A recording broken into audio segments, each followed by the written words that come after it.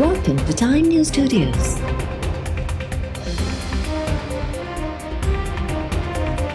You are watching 4 p.m. Bulletin. अगूणी वफ़ाक़ी वज़ीर ऐं PTI अॻवान शीरीन मज़ारी इस्लामाबाद मां गिरफ़्तार। एंटी करप्शन पंजाब जी टीम शीरीन मज़ारी जे घर ते छापो हणी खेसि गिरफ़्तार करे वरितो। ज़रियनि जो चवणु आहे त DG खान में दाख़िल थियल केस में शीरीन मज़ारी खे गिरफ़्तार कयो वियो। मथसे ज़मीन ते गैर क़ानूनी कब्ज़े जो इल्ज़ाम आहे। खेसि DG खान मुंतक़िल कयो पियो वञे।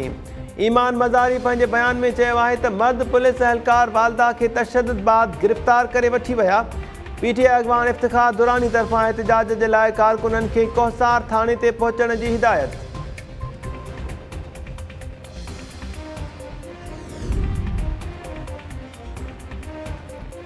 PTI अॻवाननि जी गिरफ़्तारियुनि जो सिलसिलो शुरू थी वियो। हुकूमत खे गिरफ़्तारियुनि ते पछताउ थींदो। अॻूणे वफ़ाक़ी वज़ीर शेख रशीद शीरीन मज़ारी जी गिरफ़्तारी जी मज़म्मत कंदे चयो आहे त मौजूदा हुकूमत वेढ़ जो फ़ैसिलो करे चुकी आहे। अहिड़नि टिकसाटनि सां PTI जी तहरीक कमज़ोर न पर सघारी थींदी। फवाद चौधरी, शिबली फराज़ ऐं ॿियनि PTI अॻवाननि चयो आहे त शीरीन मज़ारी खे अगवा कयो वियो आहे। हुकूमत जंग जो ऐलान कयो आहे। वेढ़ करणी आहे त हाणे वेढ़ ई थींदी। का ख़बर नाहे त शीरीन मज़ारी खे किथे रखियो वियो आहे। ज़ाहिर थी वियो त हुकूमत वाइड़ाइप जो शिकार थी वई आहे।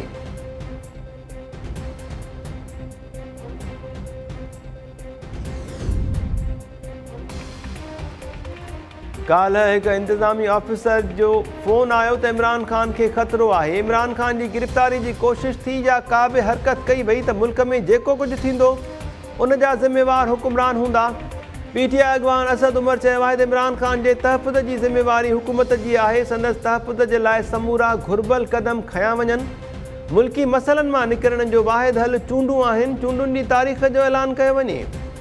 इमरान खान वरी इक़्तिदार में अची वेंदो। शहबाज़ शरीफ़ खे जिन ॾुखियाईनि में विहारियो वियो आहे उन ते रहम अचे थो।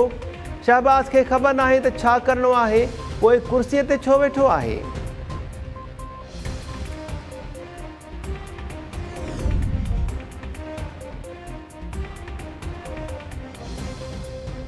पंजाब में गवर्नर जी तब्दीलीअ ते सदर ऐं वज़ीर आज़म हिकु भेरो ॿीहर आम्हूं साम्हूं।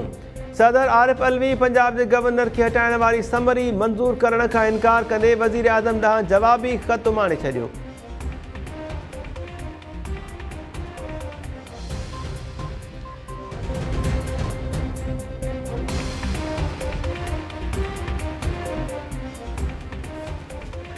अस्सलाम वालेकुम नाज़रीन, टाइम न्यूज़ में अव्हां खे भलीकार चऊं था। मां आहियां महताब अली नूर। हेडलाइन्स सां ॾिठियूं बुलेटिन सां गॾु हाज़िर थियूं था।